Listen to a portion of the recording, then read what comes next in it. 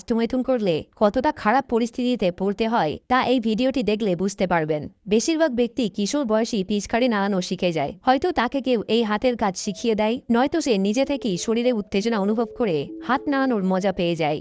ব্যক্তি যখন প্রথম প্রথম হস্তমৈথুন করতে শেখে তখন সে প্রতিদিন এই কাজ করতে থাকে। তার না থাকে কোনো চিন্তা, না থাকে কোনো ভাবনা। এই কিশোর অবস্থায় অনেকের যেমন বীর্য বের হয় না, আবার কারো কারো সামান্য পরিমাণ বীর্যরস বের হতে শুরু করে।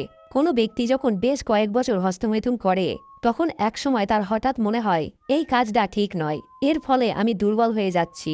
কথাটা কিন্তু মোটেই ভুল নয়। দীর্ঘ বছর ধরে হস্তমৈথুন করলে শরীরের ধীরে ধীরে যে ক্ষতি হয় ব্যক্তি তা অনেক পরে বুঝতে পারে। আর যে সময় সে এটা বুঝতে পারে ততদিনে সে এই হাতের কাজে অভ্যস্ত হয়ে পড়ে।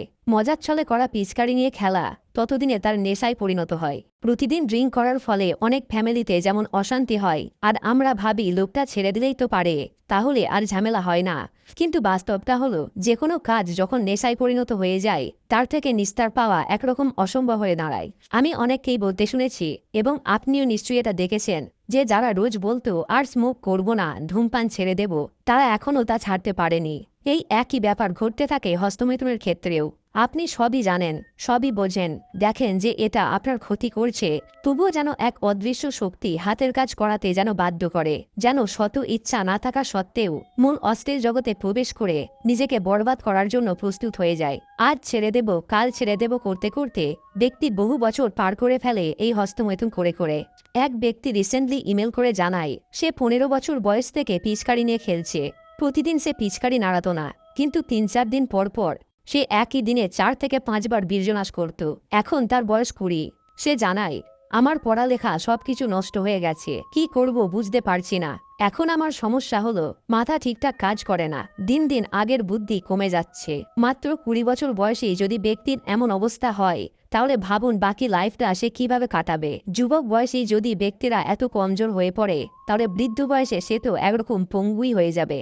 একটা সময় ছিল যখন ব্যক্তিরা ভাবত আমার বয়সকালে কি হবে, বৃদ্ধ বয়সে কে আমাকে দেখবে। কিন্তু বর্তমানে যুবকরা নিজেদের এমনভাবে বরবাদ করছে, এখন তাদেরই যেন দেখবার লোকের প্রয়োজন। যে যুবকদের তাদের বাবা মাকে দেখার কথা, উল্টে তাদের বাবা মায় তাদের সন্তানকে নিয়ে চিন্তায় দিন কাটাতে থাকে। কিশোর যুবক অবস্থাতেই তাদের স্ট্যামিনা, টেস্টোস্টেরন কমে যায়, মস্তিষ্কের ক্ষমতা কমে যায়, যার ফলে তাদের মানসিক চাপ বা স্ট্রেস প্রতিদিন বাড়তেই থাকে।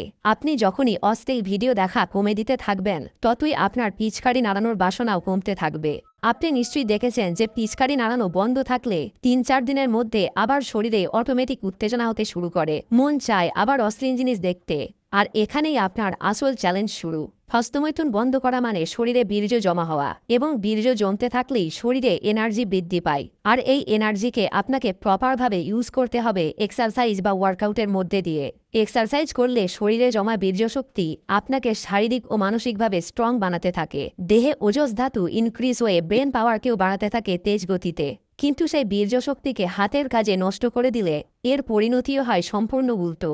এখন সম্পূর্ণ আপনার উপর নির্ভর করছে আপনি কোন পথটি বেছে নেবেন। এবার থেকে নিয়মিত হাত মেরে নিজেকে বরবাদ করবেন, নাকি এক্সারসাইজ ও ব্রহ্মচর্য পালন করে নিজেকে একজন আকর্ষণীয় ও স্মার্ট ব্যক্তি হিসাবে গড়ে তুলবেন। লাইফের এই ছোট্ট ডিসিশন ঠিক করবে আপনার জীবনের ভবিষ্যৎ।